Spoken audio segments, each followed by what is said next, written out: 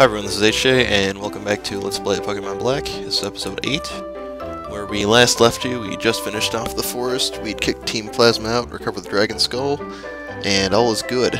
So we busted out some heals, and I do need to show you something in the city that I had forgotten, but luckily one of my fans had told me about. In the city, 2 houses left of the Pokemon Center, a woman gives you an item based on the first starter you chose, which will boost its stats by having a held item. Now, I already have a held item for Snivy, or Smugleaf in this case, but instead I decided to say I started with Oshawott so I can get a water boosting item. And I feel that's, better than having 2 grass items and only 1 grass Pokemon, so we grab a Mystic Water, and of course we're going to give it to Panpour, so he gets a little boost.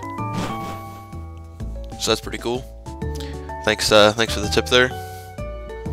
And there's another thing I was mentioned to by said fan that's, hey, you should also not forget this on your way out before you cross the bridge. So as soon as we get to the bridge, we will show you what that is. Again, commentary is done post-recording because my computer can't handle it, so let me show you and step inside here. And if we talk to the first hiker on the left, striking first is essential, so he gives us a Quick Claw. And whatever Pokemon is holding the Quick Claw gets to occasionally strike first in battle it's not supposed to. And I recorded about half an hour's worth of gameplay, so you'll be able to see this in action a little bit later down the line when I finally get into some battles. So we give the pants here so we have something to hold too. And I thought the bridge music and scene was so awesome, I'm just going to let it go uncommented. So sit back, relax, and enjoy.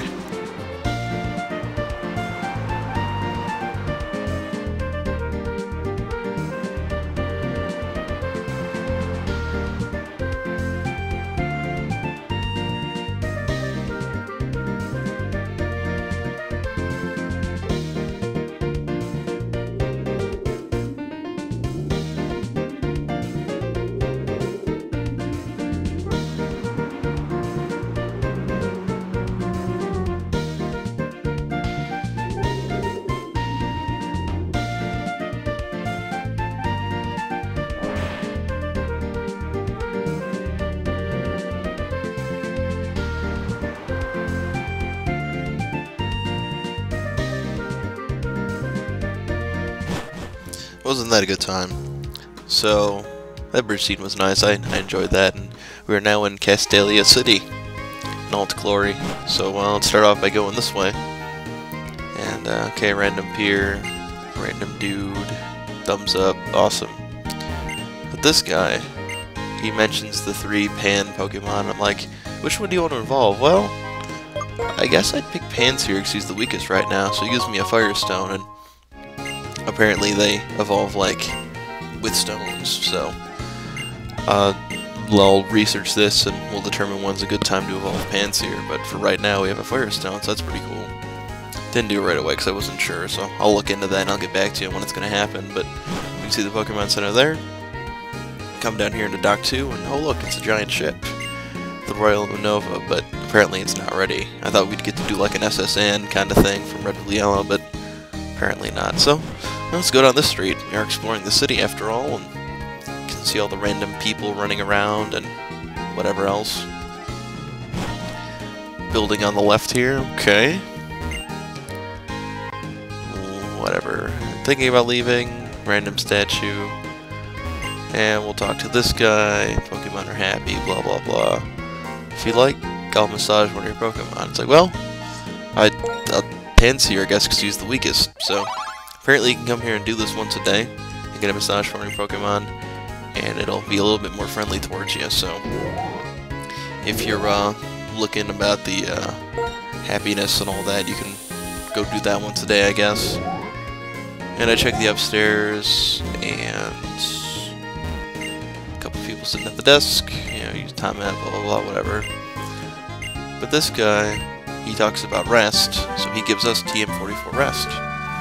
And you probably know what that is, but in case you don't, rest heal up, but you're asleep. But he mentions the combo of, okay, rest and hold the berry that'll wake your guy up, so you can rest and recover in the same turn. And it seems like a pretty devastating combo. So, something to keep in mind.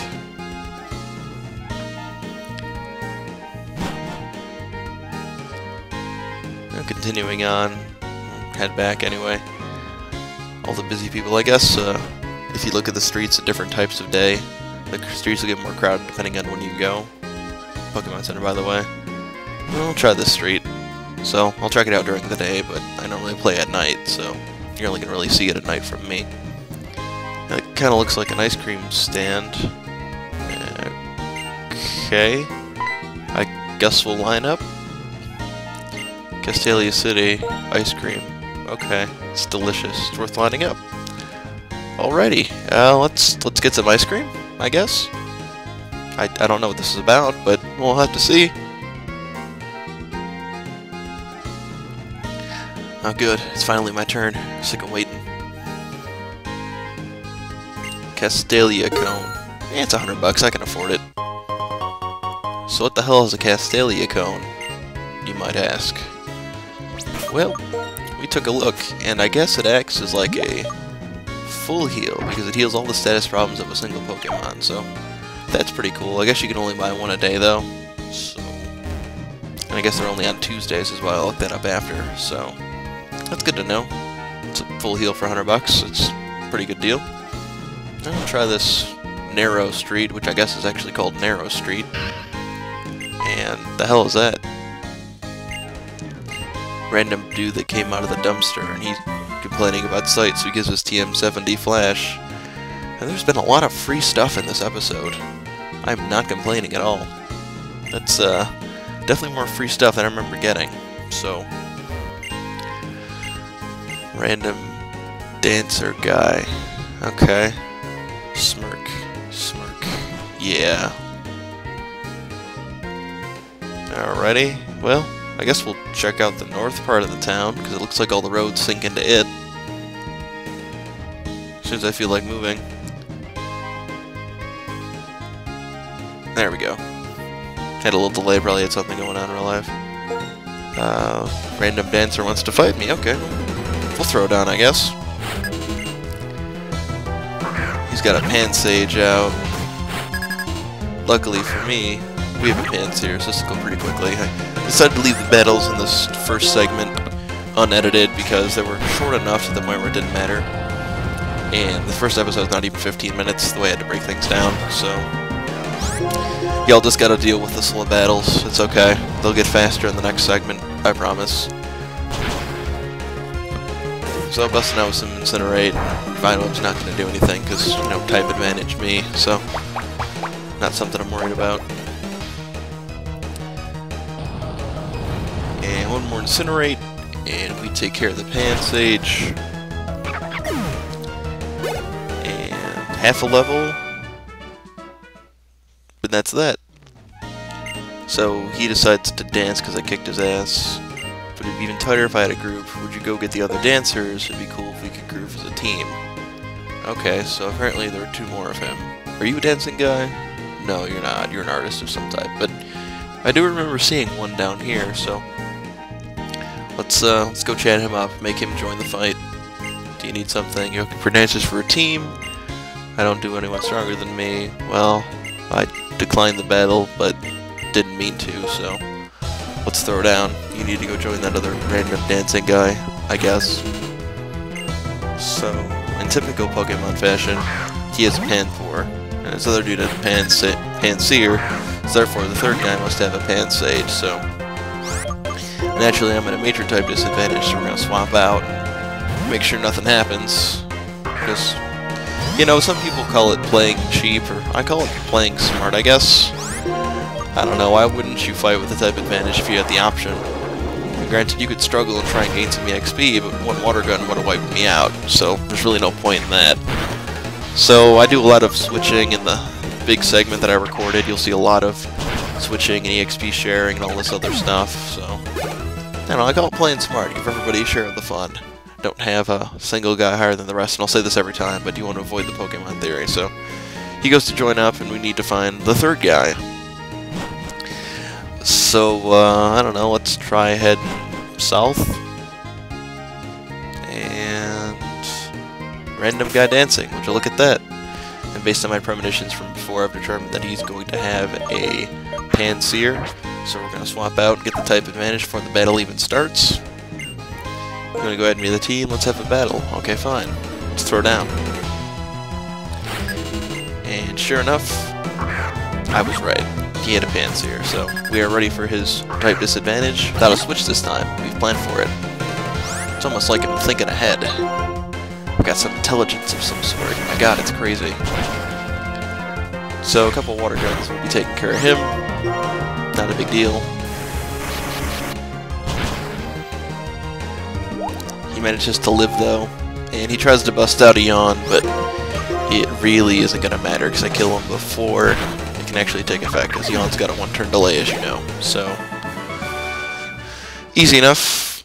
3 quick battles, 3 type advantage battles. He's going to go join the dance team, so I'm going to go chat up the leader and see what he's going to give me for my troubles, because I assume he's not going to do this for nothing. There's got to be something in it for me.